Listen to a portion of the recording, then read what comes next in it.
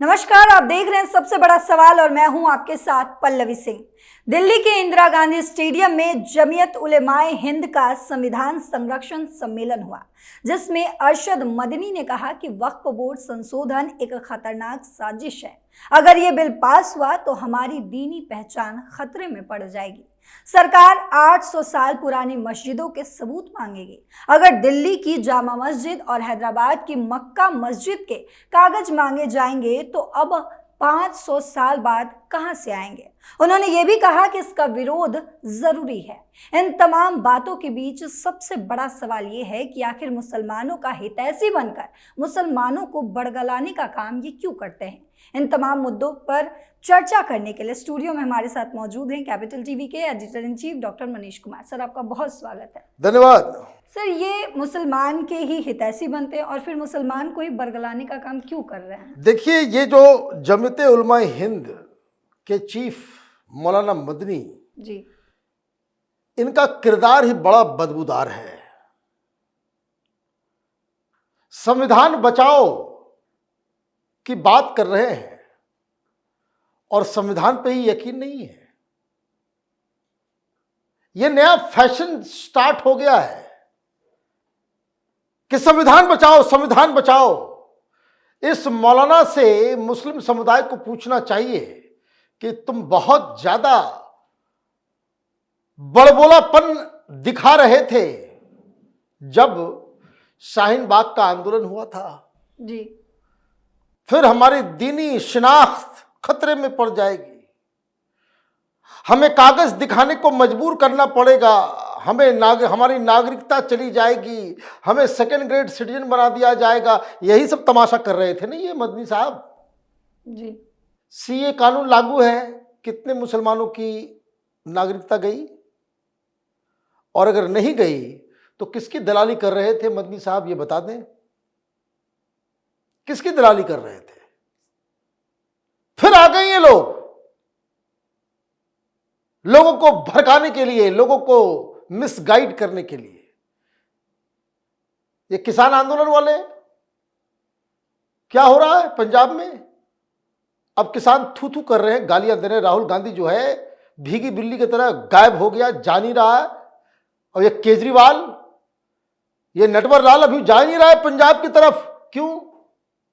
किसान अनाज लेकर के गोदाम पे पहुंच गए हैं। सरकार कह रही खरीद नहीं सकती। मामला हाईकोर्ट में चला गया है। काले कानून वापस करवाए थे ना, भुगतो। अब भुगतो।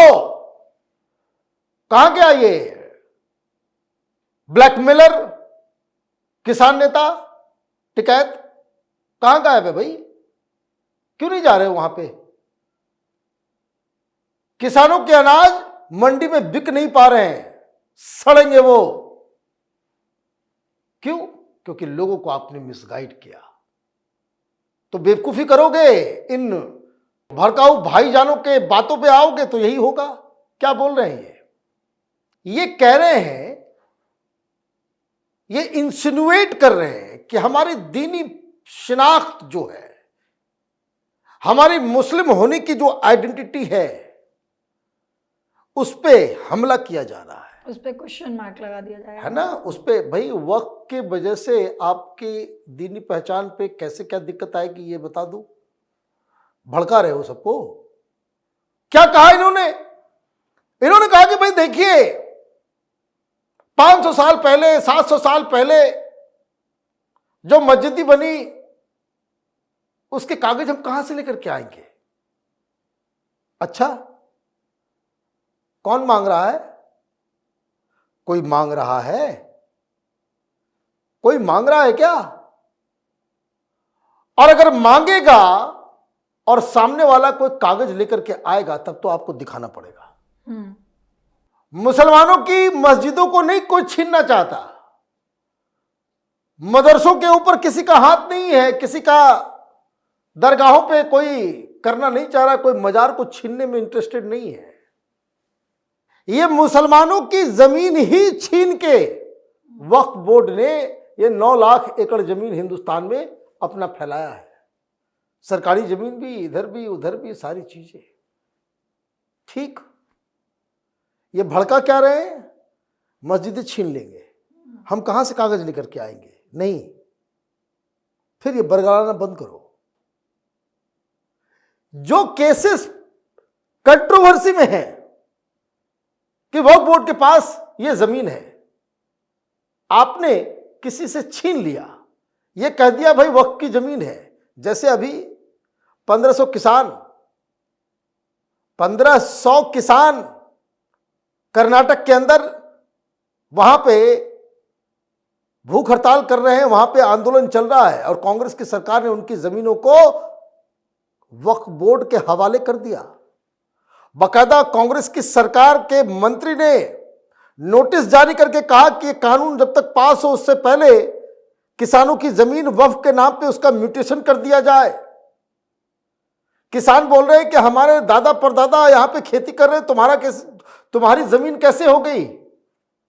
तो ये लैंड क्या हुआ, ये लैंड कंट्रोवर्सी में आ गया। तुम कह रहे हो भड़काऊ मौलाना कि हम बस मुसलमान हैं इसलिए जमीन हमारी हो जाएगी, वक्फ बोर्ड को यह अधिकार है। यह अधिकार नहीं दिया जा सकता, संविधान ने यह अधिकार आपको नहीं दिया है। संविधान बचाओ कहते हो और दूसरी तरफ गैर संवैधानिक काम करने में आप जो है उसको भड़काने का काम कर रहे हो। तब यह मसला कोर्ट में जाएगा। बदलाव यही हो रहा है कि अगर कोई क्लेमेंट है, ये किसान अगर कागज लेकर के आएंगे तो वक्फ बोर्ड को भी कागज दिखाना पड़ेगा। तुम्हारी बपौती नहीं है देश में, हर चीज में इस्लाम को ले आएंगे, ये खतरा वो खतरा। मैं तो पूछ रहा हूं भाई, कितने लोगों की नागरिकता गई, 53 लोगों की जान ले ली इन लोगों ने। दिल्ली में दंगा हुआ इस सीए की वजह से, इन मुसलमानों ने करवाया। मुसलमान ने नहीं, ये आंदोलन जीवियों ने करवाया, जो जेल में भी सड़ रहा है। नेतागिरी करने का शौक होता है, ये लोग इस तरह के लोगों को आगे करते हैं और उसके बाद दंगा फैलाते हैं। हिंदू भी मरे, मुसलमान भी मरे, 53 लोगों की जान गई। तब इन हैवानों के कलेजे को ठंडक पहुंची, तब जाकर के ये सीए का मसला खत्म हुआ। बिल्कुल, ये तमाशा कर रहे हैं, फिर देश में आग लगाने का काम कर रहे हैं। भाई मुसलमान ज्यादा पीड़ित है इस वक्फ बोर्ड के चक्कर में। और रही बात, दोनों ही बात कहते हो यार, उम्र का असर हो रहा है। कह रहे हो भाई देखो, गुज्जर मुसलमान भी होता है, गुज्जर हिंदू भी होता है, ब्राह्मण भी होता है, मुसलमान और हिंदू भी होता है। तो चलो भाई एक बात तो मान लिए कि जब तक ये आतताई लोग आए नहीं थे, इन्वेजन नहीं हुआ था, तो सारे लोग हिंदू ही थे। तो बाहर से सारे लोग आए ना, अटैक करके कन्वर्ट कर दिया तुम लोगों को।